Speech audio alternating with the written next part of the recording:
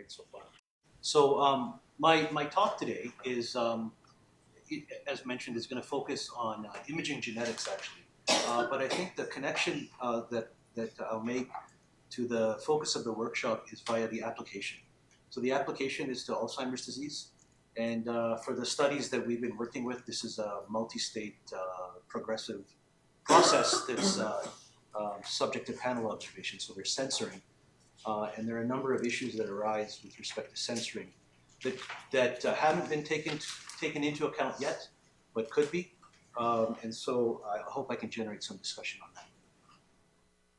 So collaborators on this work, I'm collaborating with Michelle Miranda, Cedric Bulak, Jigua, Liang Wang, and Faisal Beg. And we have a number of trainees that have been involved in this work over the last couple of years. Okay, so the main general area is imaging genetics, and these are studies where interest lies in examining and trying to find associations between genetic variations and neuroimaging measures as quantitative traits. And so the idea is that rather than looking just at disease, we look at brain imaging endophenotypes, which provide a more detailed measure of the brain, right, than just simply disease life histories.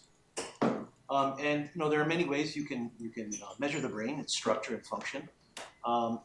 Today I'm going to talk about measuring the structure of the brain using MRI. And we're going to relate this to genetic data, which in this case is going to be high throughput SNP data. So the overall objective of these studies is to better understand the relationship between genetics, brain structure or function, and Alzheimer's disease. And again, in the context of our application, disease is a progressive process, and it's intermittently observed over time. So there are censoring issues that arise. Okay, so the primary statistical problem that I'm going to be addressing today is regressing brain imaging data onto genetic data and dealing with the high dimensionality of both. So there's basically two aspects of my talk. First is a regression model, where I'm going to focus on a spatial model for this problem. And then it's a regression model where we extract some information from the MRI, usually at regions of interest, and we then regress onto genetic data.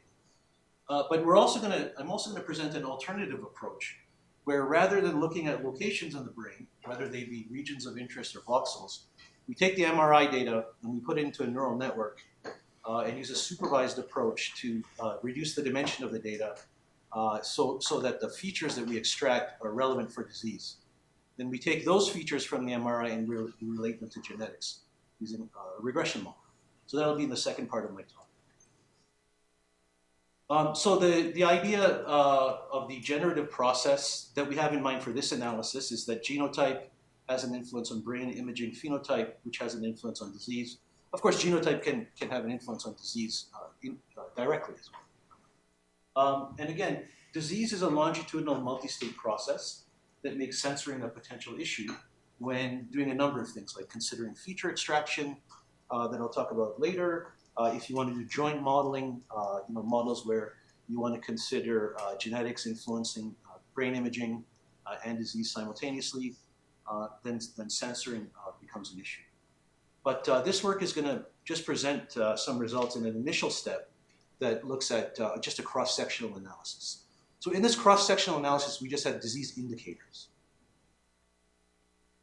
Okay, so first for the regression model. So I'm going to present a spatial regression model. And the spatial regression model is an extension of a Bayesian multivariate regression model for imaging genetics that was developed by a former student of mine, Greenlaw, that didn't account for spatial correlation. And her paper was motivated by an older paper that developed a sparse estimator, regression estimator for imaging genetics that is basically like a combination of group Lesso penalties. But it was the approach only provided point estimates and no easy approach. The bootstrap tends to perform poorly when applied in a naive fashion to this estimator.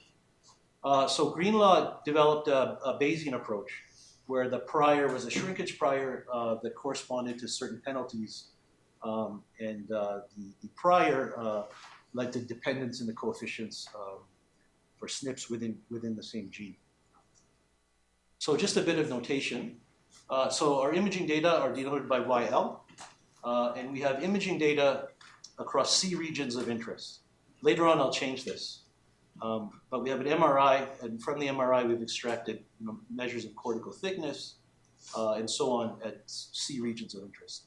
We have genetic data, so we have D-SNPs, where we have the number of minor alleles for each.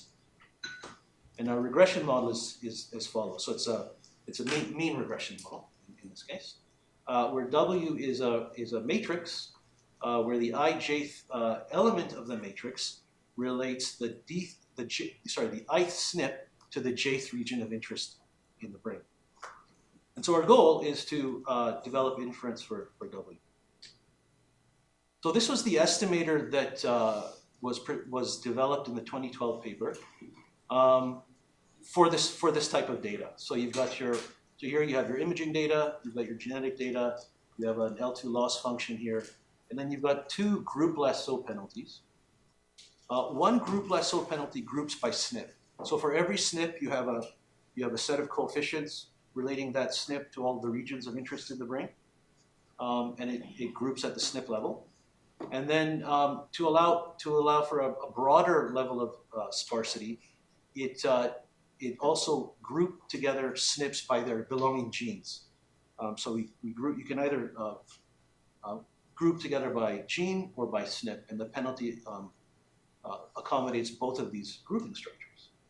And so the main drawback of this estimator was it just produces an estimate without any techniques for formal inference, and bootstrap intervals, when applied naively, anyhow, gave very poor coverage.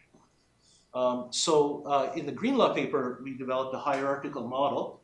The first level is very simple here, and this is the naive part of this model that will extend. And then the second part of the model, which is where most of the development focused on, was in the prior for the regression coefficients. So let WK be a submatrix of W with rows corresponding to the kth gene. So all the SNPs in the kth gene are grouped together in submatrix W, and we assign conditionally independent priors to each of these WK submatrices, and the prior takes this form here. And so its form is a product of multivariate Laplace kernels, and it's specifically chosen to correspond to that penalty in the penalized estimator, so that the posterior mode of this model corresponds to the penalized estimator. But then here we can run a Gibbs sampler and get credible intervals from our MCMC samples. So that model gave us a little bit more than the original paper in getting the posterior distribution. But as I mentioned, it's actually rather naive in how it models the covariance of the MRI data. So like MRI data are spatial data, so there's spatial correlations in neighboring regions of interest. But actually, that feature is there in the data, but there's a much stronger feature in the data, and it's a correlation between the left and right hemispheres.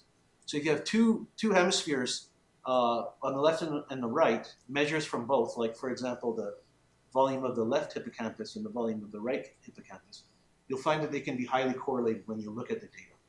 So for example, in the data set that I'm going to look at later, we have on each hemisphere of the brain, 28 regions. Okay?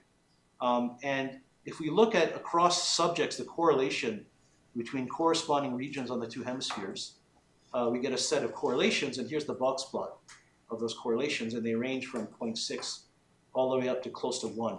So you can see that the pairwise correlations between the left and right hemispheres is quite high empirically in the data. And these are scatter plots here of like individual measures looking at the left and right hemisphere. And the correlations in these three cases, I chose them because they're particularly high, are above 0.9 in all cases. So the two types of correlation that weren't accounted for in the Greenlaw paper are spatial correlation and what I'll call bilateral correlation, which is left and right correlation between the left and right hemispheres. So to develop an extension of that model, we first, conceptually what we do is we take the two hemispheres of the brain and fold one on top of the other. So they're now co-located. So now you have, in a sense, like the regions of one hemisphere, and you have two observations from each region. And then now letting yi denote the left and right paired measurements from a particular region of interest in the brain. If you collect the data together, grouped by pairs, then we specify a linear model here, where the model for the errors now, to account for the two different types of correlation that we see in the data, is a bivariate Markov random field. So it's a Markov random field to account for the spatial structure, and it's bivariate to account for the bilateral structure. So we have C over 2 regions of interest on each hemisphere. You have a known neighborhood matrix. So this will be some type of graph relating the regions together. It could most straightforwardly be which regions neighbor which, or it can be something more complicated. And then the errors, this Markov random field model, as Markov random field models are specified through a set of conditional distributions, right? So here I'm going to specify the conditional distribution for the for the ith region, conditional on the errors from all the other regions, and it's going to be bivariate normal. Then in the conditional mean, there's a smoothing part here, and then there's this covariance matrix that accounts for the pairwise correlation. And so these conditional distributions are compatible, so they lead to a valid joint distribution. And there are parameters here that characterize the spatial dependence as well as the bilateral dependence. So here's the main difference between the two models. We have this Markov random field model for that accounts for the spatial correlation in the data here. So it's a separable spatial model, which means we're assuming that the correlation strength is the same on both hemispheres, but you could generalize that. And then the model is fairly straightforward to fit using an MCMC sampler. However, the one problem with the sampler is it takes a while to run.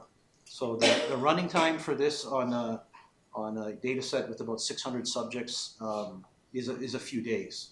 So we looked into developing variational Bayes approaches, which were much faster. And the tuning parameters in the model can be selected using information criteria or cross-validation. And then given the posterior samples or the variational approximation, we do SNP selection, either based on looking at the 95% credible intervals or using Bayesian false discovery rates, which give you control over an average posterior probability. Yes? Is the model, if you go back one slide, both conditional distributions, they both have the mean, they both have the same mean structure. So is the objective of like updating the covariance matrix to like gain efficiency, or? Well, it's really to avoid an obvious model misspecification, right? When we look at the data, there's clearly spatial correlation, and there's clearly correlation from left to right hemispheres. So we need a more flexible model. That's the motivation. Thanks. Any further questions? So variational Bayes, the approach is to use optimization to approximate the posterior rather than sampling. And so we have a posterior distribution here, P of theta given Y, that we want to approximate. And we do so by optimizing a lower bound on the log marginal likelihood. So if Q is any distribution having the same support as the posterior, we can write the log marginal likelihood as the sum of two terms here. This first term here is often called the evidence lower bound. And the second term here is the Kullback-Leibler divergence from the approximating distribution Q to the actual posterior P. And this is always non-negative, so this quantity here is always a lower bound for the log marginal likelihood. And so the idea is then to consider some family of distributions for Q and optimize the evidence lower bound within that family. So you can assume like a parametric family, or in this case, we assumed a mean field approximation. And mean field approximation just assumes that the posterior factorizes over a bunch of its components. So that you're assuming posterior independence in the parameters, but then the way the whole thing is derived links the moments of these distributions together. So you have posterior independence, but the moments are all like linked in a very nonlinear way. So in this case, when we do this, we can get an analytic form for the posterior distribution as a product of Gaussian, reciprocal inverse Gaussian, and inverse Wishart forms. And then these distributions depend on certain statistics, and we get those statistics by optimizing this evidence lower bound over them. And it runs faster than the MCMC. So for a data set that we'll look at later, where we have 632 subjects, about 500 SNPs, and 56 regions of interest, so there are about 30,000 parameters. It converges on a laptop in about 45 minutes. Here's a plot of convergence. And so it's faster. Unfortunately, as we'll see later, it's not nearly as accurate. So ultimately what we did is we said, okay, run this, get an initial glance at your data, and then use it to initialize the MCMC, and hopefully that will help it converge faster or better. Okay, so just to look at the data in a simulation study. So we're looking at data from the ADNI-1 study. And the ADNI-1 study, here we have data from 632 subjects. We have about 500 SNPs selected from an Alzheimer's database. They're contained within 33 genes. And we have 28 measures extracted from the MRI on each of the left and right hemispheres of the brain. So here are the parameters here. And I'm going to simulate in a best case scenario. I'm going to simulate from the model. Okay? And then I'll show you the model works well.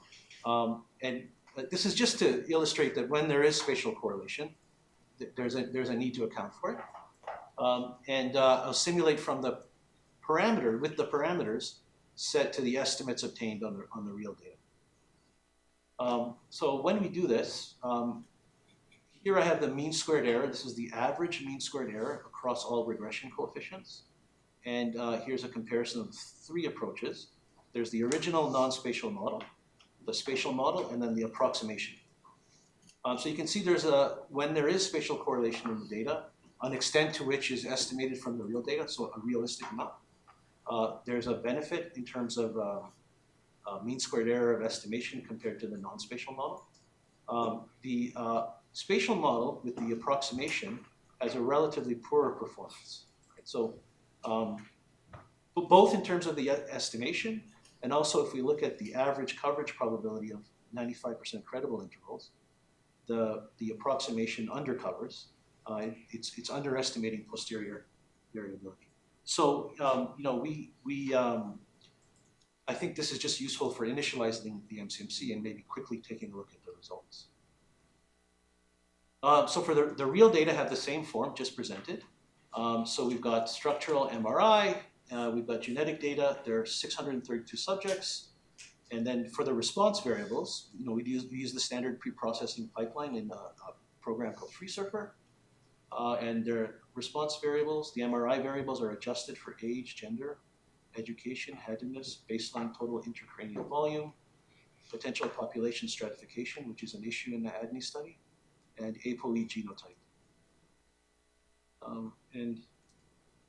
When we fit the 2 models, the spatial model and the non-spatial model, and we compare them using the WAIC, there's a rather strong preference for the spatial model. So at least based on this criteria, it appears as though there's an advantage to considering the spatial model. And so there appears to be an advantage both in the case of real data and simulated data. In terms of SNP selection, so here I've got 2 figures. What I'm doing here is on the x-axis, I have the SNPs grouped by genes. On the y-axis, I have the regions of interest. And then the pixel is colored red if Bayesian FDR selects that SNP at a level of alpha of 0.05. And then the two figures correspond to two different values of the tuning parameter, 1,000, 10,000. And so as we move from 1,000 to 10,000, many of these get zeroed out, and then we can kind of identify two particular regions that have this rather broad genetic signal here. So these two regions of interest stand out as having this broad signal. It's not necessarily the strongest signal, but it allows us to see which ones have, if there are any that have a broad signal. You can look vertically as well. And the two regions are the thickness of the left supramarginal gyrus and the thickness of the left superior temporal gyrus. And here are the regularization paths for these two regions.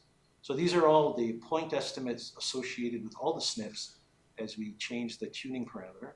And then we've highlighted the SNPs of potentially most interest here in red. I'll say a bit more about SNPs when I get to the next part of the talk.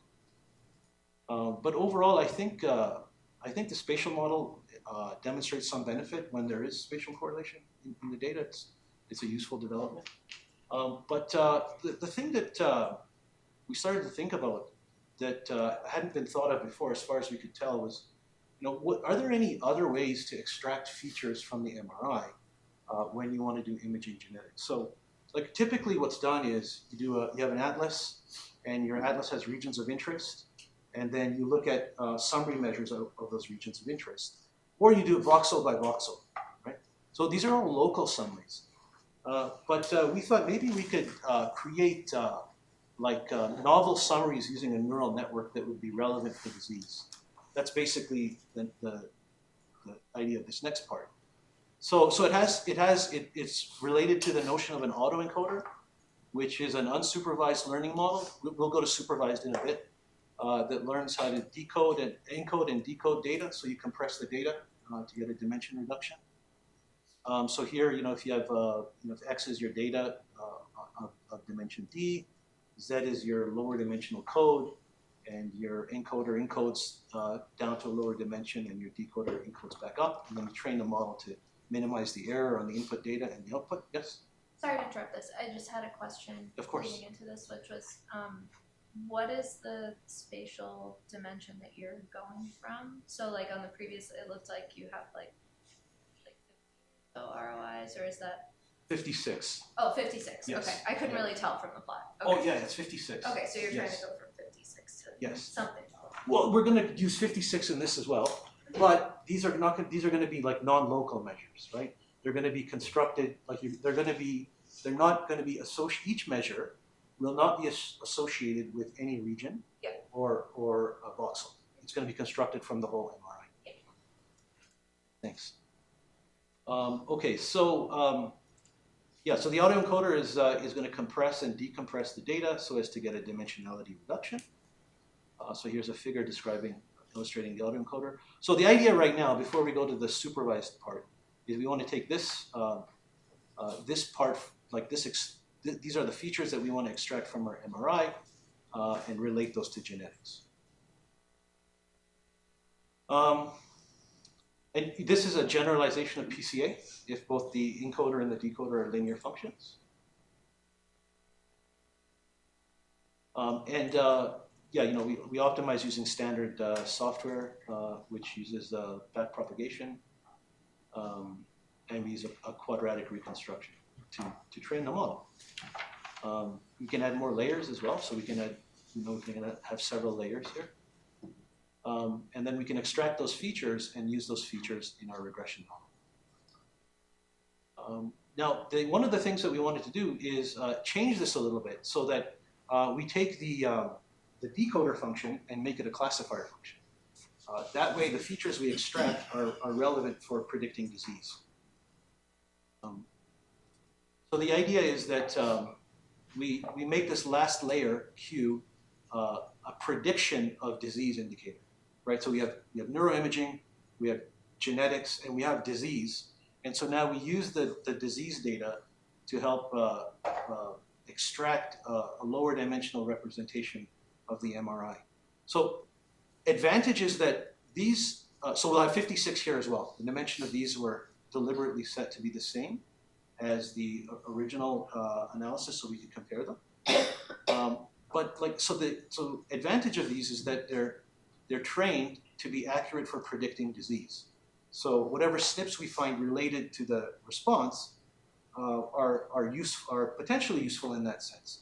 The disadvantage is we've lost the interpretation, right? We're not looking at any particular locations in the brain. Rather, we're looking at this representation. So it's basically the second to last layer becomes our extracted features, and the last layer is just a logistic regression.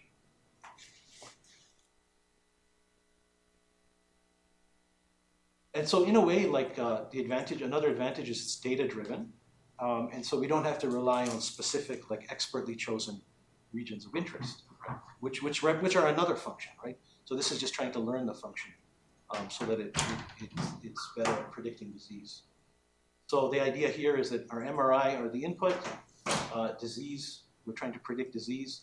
We take the last layer here, I think the arrow should be going the other way, and we relate the extracted data to genetics. So in our ADNI1 data, we're going to look at this data where we're going to fit the data to 543 subjects, classified as either normal, mild cognitive impairment, or Alzheimer's disease. 2 points I want to make here. One is this is a reduced sample from the original sample. So we've lost about 89 subjects. And we lost those subjects because we didn't have disease indicators.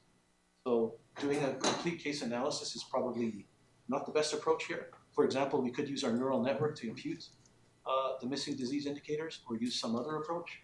But this was our first sort of test run to see how well this would work. So we did the simplest thing, which I don't think is maybe the best. But anyhow, that's why our number of subjects has been reduced. And the other point is that this is just a cross-sectional analysis, but the data are actually longitudinal and subject to panel observation. So this can all be extended. So what we have then, we have the MRI scans. They're processed and registered using this algorithm FreeSurfer. And FreeSurfer will output about 2,000 variables, or 1,860 variables. And then those will be the input into the neural network. And then just for this one test case, we have a simple neural network, which has one hidden layer, and it's only trained to predict on the Alzheimer's and normal control subjects. We thought that by only using these subjects and training the neural network in this way, it would give the maximal contrast so as to extract features to more easily extract features that are predictive of disease. Once we extract those features, we use the Bayesian regression model to relate them to genetics. And then both of these models have a number of hyperparameters, and the best way to choose them seems to be cross-validation. The ideal way to choose them would be to assign them hyperpriors and sample them, but that tends not to work. Just to show that these responses are useful, I think, when we look at the neural network extracted features, and using cross-validation, we try to predict disease status on holdout data. And so these are the results for the data on the regions of interest, which are specifically chosen to be relevant to Alzheimer's. And then these are the results for the neural network. And the neural network has quite a reasonably higher prediction accuracy on holdout data. So even though we've lost like the interpretation of specific regions in the brain, we have this better predictive ability. And so I think it's useful not in replacement of, but in addition to voxel-wise and region of interest based analysis. Here's a two-dimensional embedding of the features. So these are the regions of interest and neural network extracted features. And then the two colors correspond to Alzheimer's and normal controls. And this plot here is the expert features, like regions of interest. And these are the neural network features. And so if you look, you can see these features, as constructed, separate the two disease groups better. just another way to see that they're relevant, right? Because you might think I don't want to use a neural network if I want to do inference. I'm losing interpretation, but the point of these slides is to show that there's still an interpretation in a sense, because they're predictive of disease. So, when we fit the model, here are the top 10 SNPs chosen based on their estimates. They're scaled by the standard error. And here are the associated genes for those top 10 SNPs, the chromosome, and then the last two columns. This column here, status is either known or blank. So it's known if we found it in the previous analysis, or if we could find it in a previous paper looking at the ADNI data. And it's blank if we didn't find it in our analysis, and we haven't found it in any previous papers. And the fifth column is we look at the credible intervals associated with each of these SNPs, and we count the number of the 50 so features whose credible intervals exclude 0. So in this case, one of them. In this case, 15 of them. So if this column here was all knowns, right, you might say that using the neural network you didn't find anything novel, right? If it was all blank, then you might doubt me, right? So it was what we ended up finding was actually ideal, right? Like maybe there's some ADNI data has been analyzed extensively, right? But still maybe there's like with this SNP here, it's related to 15 of the neural network features, and so maybe this can sort of give a useful indication of other SNPs that might be useful to look at that don't appear in a region of interest type analysis. Okay, so we have this automatic feature extraction approach. I think it's added value, not a replacement value. So I think voxel-wise analysis is still will be the standard approach, but I think this adds something to it. It doesn't require any expertise for feature selection, and it's a supervised approach that reduces the dimension of the neuroimaging data based on disease. We consider this approach to be useful alongside standard approaches. Some extensions. I think an extension that I think would be very interesting would be to consider disease in a multi-state model under panel observation. And so then you can think of, as I mentioned earlier, like how that might impact, or if it would impact the feature extraction.